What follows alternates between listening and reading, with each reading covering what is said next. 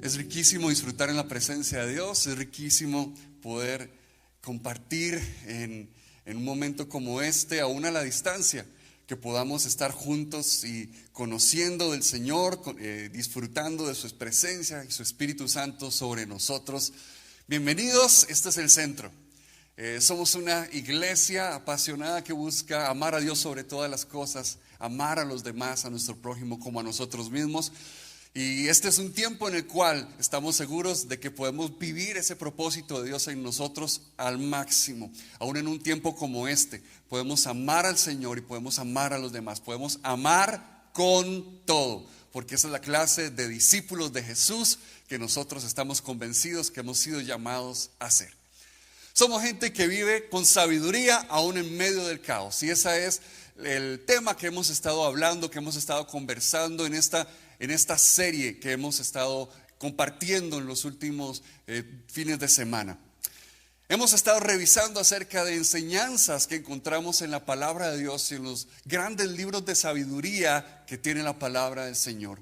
Y hoy nos vamos a uno de esos grandes libros de sabiduría que se llama el libro de Job. El libro de Job. Y al estar meditando en qué más podíamos aprender, qué más cosas de sabiduría podíamos aplicar en un momento como este, el Señor puso en mi corazón la dinámica de lo que está sucediendo en el libro de Job, pensando en que es tan importante cómo invertimos y en qué usamos nuestra energía en los momentos de caos. Cuando hay momentos de caos, cuando hay momentos difíciles en nuestra vida, tenemos que enfocarnos y decidir en qué vamos a invertir nuestra energía. En qué debería estar dispuesto a usar mi energía en un contexto en el cual las cosas pareciera estar fuera de control, en el cual las cosas pareciera que se nos salen de las manos. Es clave, es importante entender en qué usamos nuestra energía. Durante estas semanas escuchamos una noticia súper trágica de una actriz que perdió su vida en un lago. Y se dieron cuenta de que ella perdió su vida porque encontraron primero a su hijo de 4 años en un bote solo. Y cuando hablaron con este niño, dice que él lo que les dijo fue: yo lo que recuerdo es que mi mamá me subió al bote, me tiró, como que no podíamos acercarnos. Él dice: mi mamá me acercó al bote y cuando volví a ver hacia atrás, ella se estaba hundiendo. Y eso me ponía a pensar qué importante que era para esta mujer, para esta heroína, el hecho de enfocarse en decir: yo voy a salvar a mi hijo, yo de esto saco a mi hijo. Y decidió enfocar su energía en lo que era realmente importante para ella. Y aún hasta el último segundo de su vida, ese es el recuerdo que su hijo va a tener de ella, de una mujer que lo dio todo, lo entregó todo con tal de sacarlo a él a flote, con tal de ponerlo a él en un lugar seguro. En momentos como eso, nosotros no podemos decidir desperdiciar nuestra energía, no podemos usar nuestra energía en otras cosas. Y hay personas que en momentos de caos se ponen a disipar la energía de sus vidas en lugar de usarla para lo que es realmente clave, para lo que es realmente importante. Job capítulo 1, versículo 1, desde el inicio es muy claro y dice: en la región de Uz había un hombre recto e intachable, que temía a Dios y vivía apartado del mal. Este hombre se llamaba Job. Desde el inicio nos dice: recto, intachable, temía a Dios, vivía apartado del mal. Y por eso es tan interesante cuando entran en su vida sus amigos y él viene por un tiempo súper difícil. Me imagino que la mayoría conoce esta historia. Job pierde todo, pierde a sus hijos, pierde a sus siervos, pierde su ganado, pierde empresas, pierde dinero, pierde gente amada. Todo lo pierde, todo lo pierde su salud. Lo único que no perdió fue su vida, pero todo lo demás le fue arrebatado de él. Y sus amigos vienen a él y empiezan a conversar con él. Y los primeros 3 amigos usan un discurso muy parecido, en el cual ponen de primero el principio de retribución que ellos entienden de parte de Dios. Y ellos dicen: bueno, Dios castiga a los malos y bendice a los justos. Así que lo lamento, Job, pero significa que si estás viviendo esto, estás siendo castigado por Dios, eres alguien malo. Eres alguien que ha cometido algo que no tenía que cometer, ha hecho algo que no tenía que hacer y Dios se está desquitando contigo. Dios te está castigando. Y ellos invierten su energía durante capítulos de capítulos de capítulos en solo decirle a Job estas cosas. Invierten tiempo, invierten esfuerzo, invierten creatividad, pero de una manera increíble, con tal de que Job entienda el argumento que ellos quieren que él entienda. En el mundo antiguo se ha encontrado en Mesopotamia que habían hasta listas como de síntomas que una persona tenía cuando su Dios estaba enojado con ellos. Y entonces entre las cosas que han encontrado es que decía que esta persona sabía que su Dios estaba enojado con ellos. Decía así: tenía pérdidas continuas de trigo, de plata, de esclavos, de ganado. Si su corazón era roto una y otra vez, ¿verdad? Más de alguno dirá: no, Dios está enojadísimo conmigo. Y dice: o si da órdenes pero nadie obedece. Ese soy yo en la casa en la cuarentena, ¿verdad? Da órdenes pero nadie obedece, ¿verdad? No, papi, no, yo hacemos lo que queremos. Y dice: si pasan estas cosas y da otras por ahí, su Dios y su diosa están enojados con él. Y entonces lo que recomendaban después de esto, después de darse cuenta que su Dios estaba enojado con ellos, era varias cosas. Era recurrir a la adivinación. Después otra era recurrir a encantamientos para hacer un exorcismo a la persona.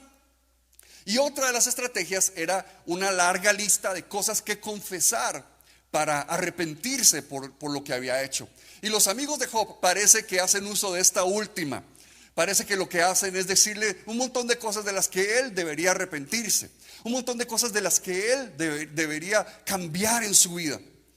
Aparece otro amigo, este amigo se llama Eliú, y él lo que le dice es que lo que él está viviendo es una disciplina preventiva de Dios. O sea, Dios sabía las cosas que él iba a hacer en el futuro y por lo tanto lo estaba disciplinando desde ese momento. Lo estaba castigando desde antes porque sabía lo que él iba a hacer después, ¿verdad? Esto es como no sé, alguien que dice: hay que disciplinar a estos carajillos, ¿verdad? Porque seguro se van a portar mal mañana o algo van a hacer. Y esa es la clase de Dios que algunas personas se imaginan.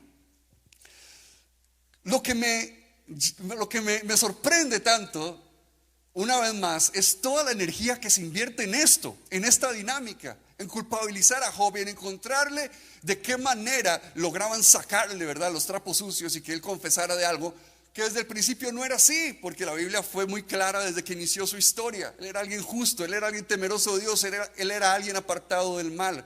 Sin embargo, se invierte todo este tiempo, esfuerzo y energía en tratar de comprobar lo contrario. Hay personas que son vampiros de energía en nuestra vida. Hay personas que nos roban la energía. Y estos vampiros de energía son esas personas que son como metiches, no conocen los límites.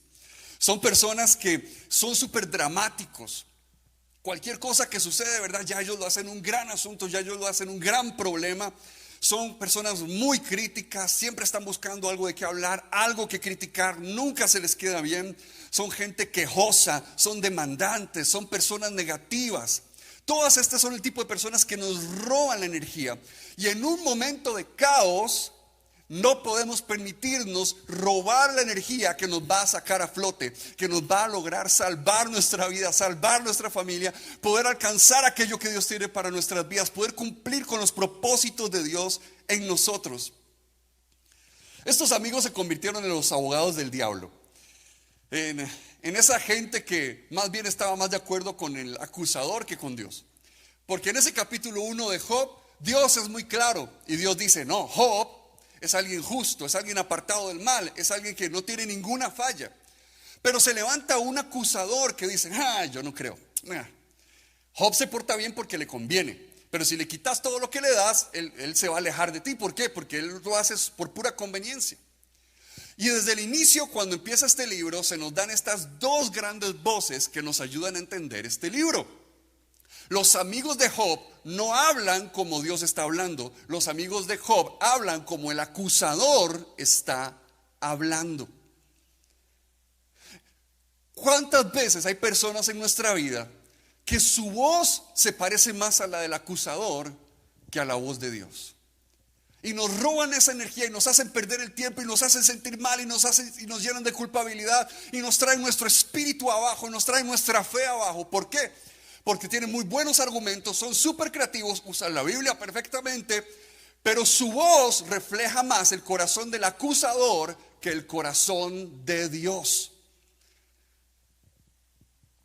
Cuando nosotros nos encontramos con estas personas, nuestra energía empieza a ser disipada.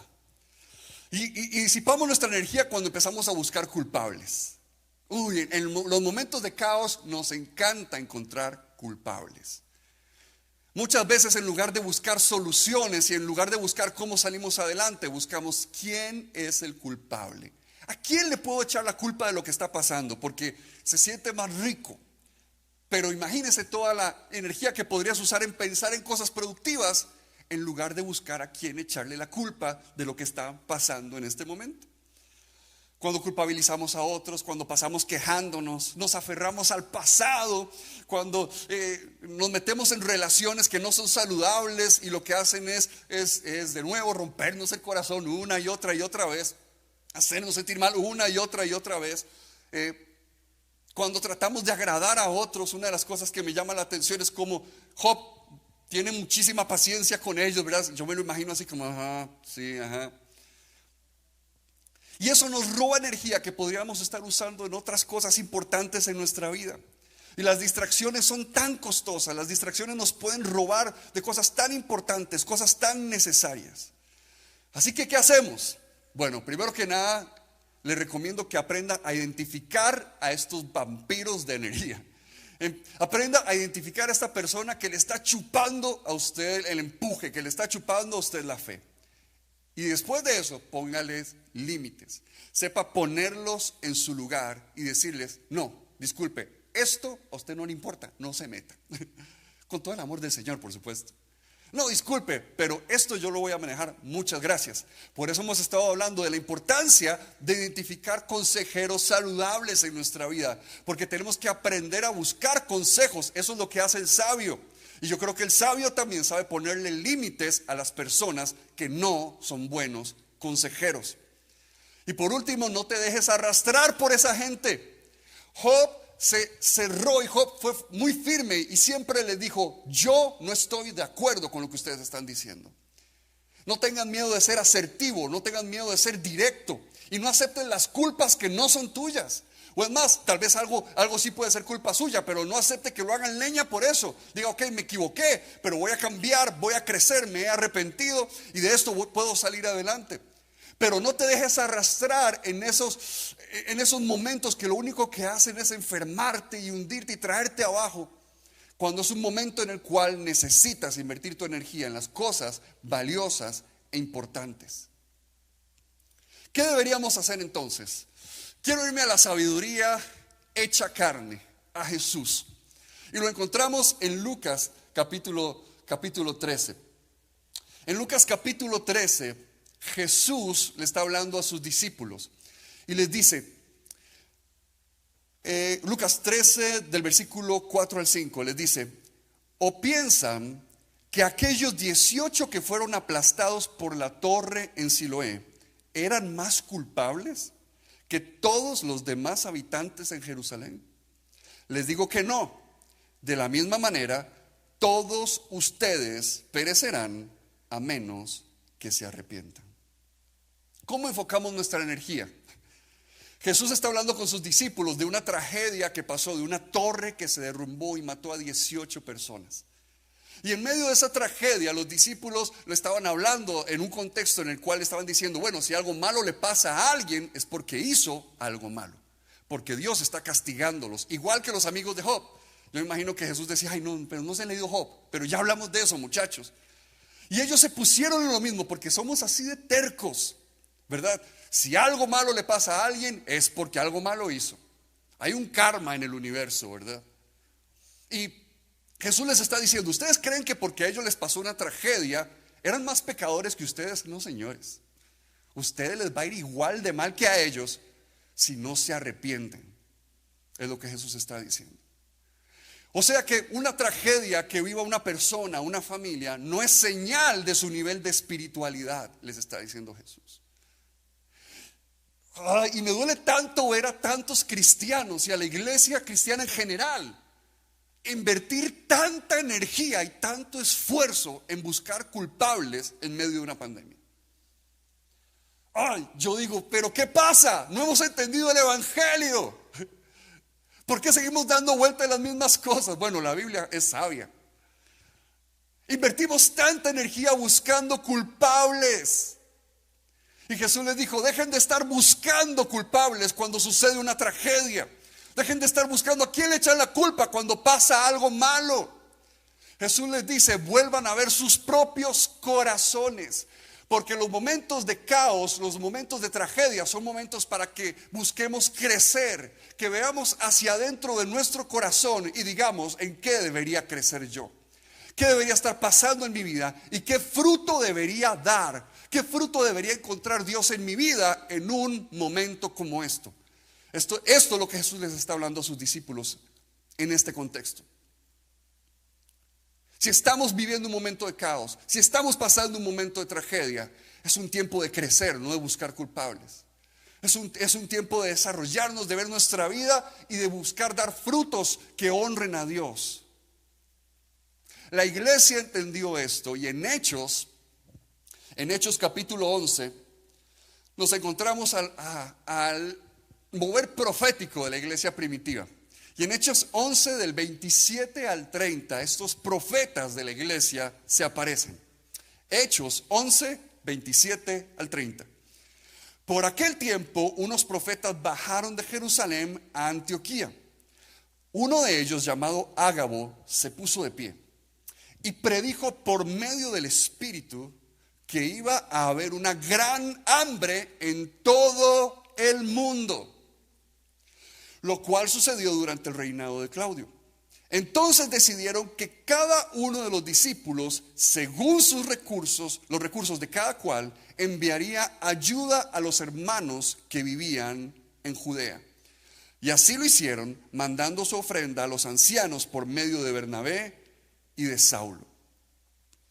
No solamente tenemos que aprovechar esos momentos, usar momentos en los cuales puede haber una crisis, puede haber caos para crecer, porque hay momentos que suceden cosas sin explicación, así de sencillo. Tal vez no encontramos una explicación específica, pero lo podemos aprovechar para un beneficio espiritual. Aunque no haya una explicación específica que logremos encontrar, podemos aprovecharlo para un beneficio, para nuestra vida y para la de otros. Y aquí la iglesia se les dice, va a venir una hambruna. La reacción de la iglesia no fue, sí, porque hay un montón de templos paganos en el Imperio Romano, por supuesto, es culpa de todos ellos. Sí, porque ellos sacrifican a dioses que nada que ver y se meten en sus templos a hacer un montón de cochinadas entre ellos. La actitud de la iglesia no fue, ¿de quién es la culpa de que haya una hambruna mundial? La actitud de la iglesia fue, ¿cómo podemos ayudar? ¿En qué vas a invertir tu energía en un momento de caos? ¿En qué vas a invertir tu energía en un momento de tragedia y de catástrofe? La iglesia identificó el contexto de lo que estaban viviendo y dijeron, viene una hambruna. Y después identificaron su papel dentro de ese contexto. Ok, ¿qué podemos hacer? Y se dieron cuenta que cada discípulo tenía una capacidad, porque cada uno dio de acuerdo a su capacidad. Hay capacidades diferentes que Dios le ha puesto a la iglesia, a su iglesia, o sea, a usted y a mí. Hay capacidades diferentes que Dios nos ha entregado a cada uno de nosotros, que el mundo en medio de una catástrofe mundial como la que estaba pasando en Hechos necesita. Al mundo le urge la capacidad que Dios ha puesto en sus discípulos para bendecir en un momento como este. El mundo necesita de los discípulos de Jesús que aprendan a dirigir su energía a aquellas cosas que hacen avanzar el reino de Dios, su justicia, y no a aquello que hace avanzar la voz del acusador en el mundo. ¿Qué puedo hacer? Pidámosle a Dios que nos ayude a dirigir nuestra energía en qué impacto podemos hacer para bendecir a otros. Me llama tanto la atención que la crisis era mundial, era una hambruna mundial, y la iglesia entendía, nosotros no podemos ayudar a todo el mundo. Así que dijeron, vamos a ayudar a estos. Ellos enfocaron su energía en quienes sí podían impactar y ayudar. Hay momentos en los que la necesidad es tan grande que no sabemos por dónde empezar. Pero la iglesia dice, va a haber hambre en todo el mundo. Y por supuesto, la iglesia estaba empezando, era algo muy pequeño. Así que ellos se dijeron, bueno, no podemos alimentar a todo el mundo, pero podemos cuidar de nuestros hermanos que están en esta región. Y recogieron cada uno de acuerdo a su capacidad para ayudar a estas personas. Enfocaron su energía en personas específicas. Que este sea un tiempo en el cual podamos ser la iglesia de Cristo. Que este sea un tiempo en el cual podamos ser la iglesia de Dios. Y que podamos bendecir, amar a otros en un contexto como en el cual nos estamos encontrando. No es la primera vez que la iglesia de Jesús enfrenta algo de carácter mundial. No es la primera vez que la iglesia de Jesús se encuentra con momentos como este. No es la primera vez que se viven tragedias y dolor en el mundo. La pregunta es si hemos aprendido las lecciones que teníamos que aprender. La pregunta es si hemos entendido cuál es nuestro rol, cuál es nuestro papel en medio de ellos. ¿Seremos como los amigos de Job, que lo que hacen es hablar igual que el acusador? ¿O seremos como Jesús y la iglesia de Hechos, que lo que está buscando es cómo brillar en medio de la oscuridad? ¿Qué sí podríamos hacer para bendecir a otras personas? ¿Qué sí podríamos hacer para crecer en un momento como este? ¿Qué fruto está buscando Jesús de nosotros en un tiempo como este? Yo le pido a Dios que Él pueda encontrar el fruto que Él está anhelando de su iglesia. En el centro amamos con todo, y este es un tiempo donde lo demostramos. En el centro amamos con todo, y este es el tiempo donde lo vivimos de verdad. Si queremos ser sabios en el caos, aprendamos a amar como Jesús amó. Permitamos al Señor que nos guíe, que nos dirija en este tiempo de caos, en este tiempo donde el mundo no sabe qué hacer, pero que nosotros seamos aquellos que potencian la voz de Dios en el mundo. Su amor, su gracia, su provisión, su perdón.